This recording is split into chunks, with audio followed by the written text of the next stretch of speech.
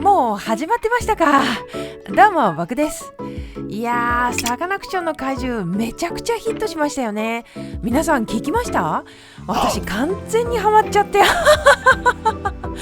いや、年末の紅白も見ましたけど、あれ良かったですね。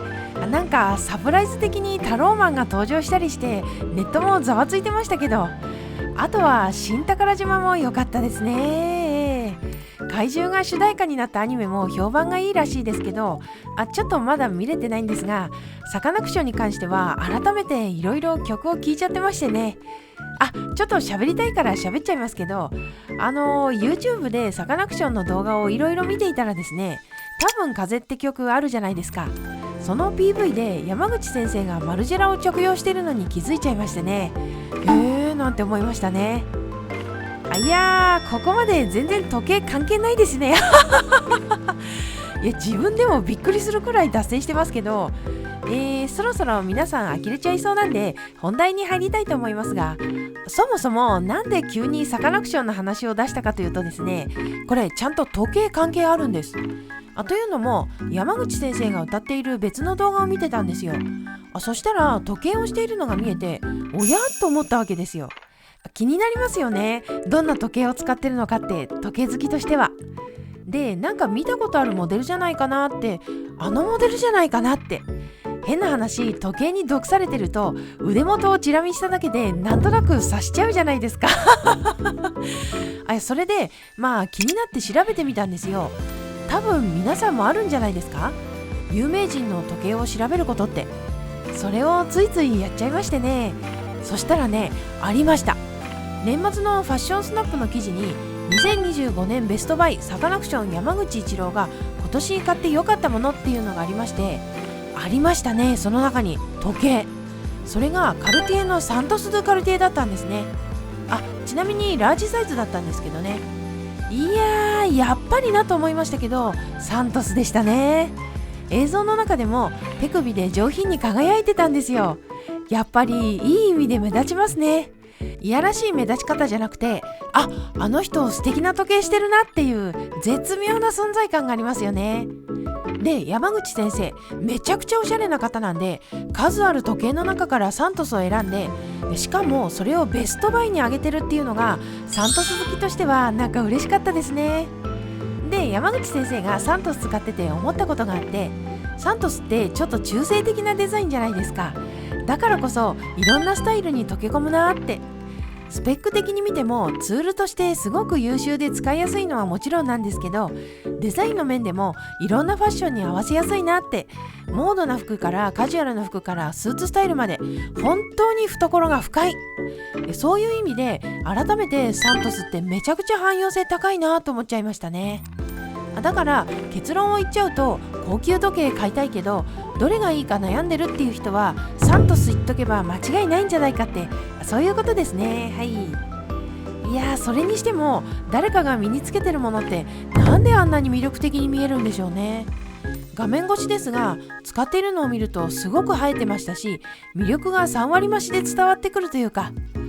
結構ここでもサントスこすってますけど、それでも改めていいなってため息が出ちゃいました。だから私もサカナクションの動画見て思っちゃいましたよ。マルジェラの服欲しいなっていや、そっちかーいいやー、でもそっちも気になっちゃって、最近いいのないかなって夜な夜な調べちゃってるんですよね。で、これ本当にたまたまなんですけど、この前セレクトショップに行ったら店員のお姉さんがマルジェラのニット着てたんですよ。多分あれインサイドアウト、表裏を逆にしたようなデザインのやつだったんですけど、それもまたさっきの話と同じで、誰かが着てるとめちゃくちゃかっこよく見えるんですよね。だからマルジェラのニットいいなって思っちゃってでね、もうちょっとだけ喋らせてください。マルジェラっていうブランドの魅力って、コンセプチュアルなところってよく言われますけど、匿名性とか脱構築とかアンチモードとか、そういうところがね良くて、人と服の関係性、アイデンティティをどう洋服で表現するかっていう哲学的な背景を感じられて好きなんですけどね。このアンチモードっていう考え方、既存の流行とか概念を壊していくっていうスタイルなんですけど、私西洋絵画の印象派が好きなんですが、印象派の運動に共通する部分があって、そのただの洋服っていう枠を超えてそういう思想があるところがね、また惹かれるポイントなんですよね。はい。で、なんでそんな話になったかというとですね、マルジェラの服を調べている時にふと考えちゃったんですよ。腕時計におけるアンチモード的なモデルって存在するんだろうかって。例えばですけど、既存の高級時計に対するポピュリズムみたいな。いや、高級時計なのに反高級志向っていうのも言葉として矛盾しちゃってるんですけど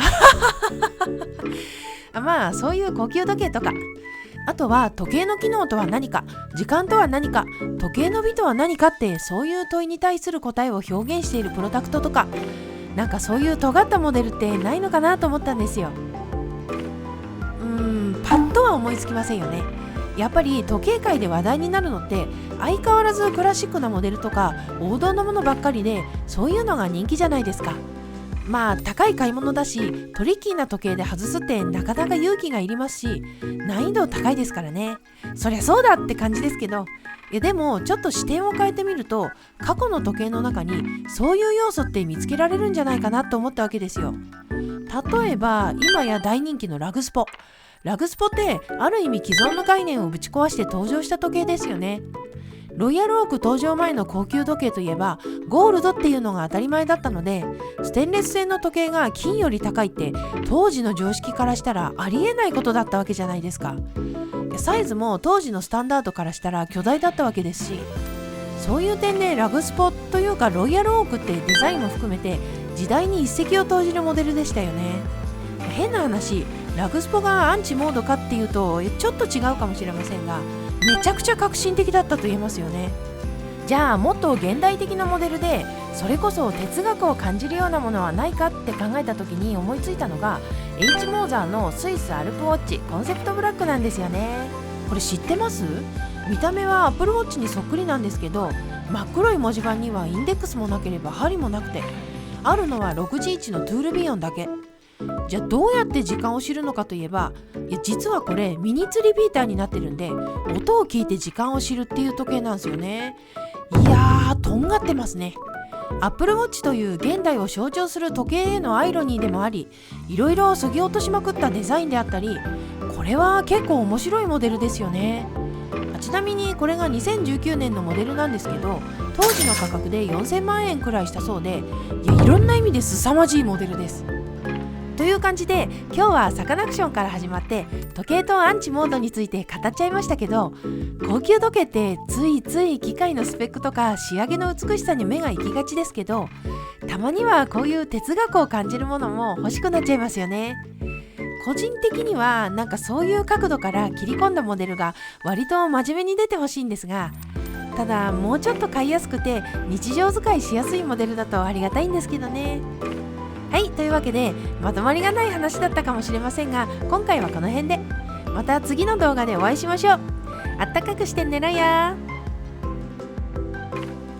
いやー、この前雑談動画を投稿しましたけど、2026年の目玉企画って勝手に思って作ったんですよ。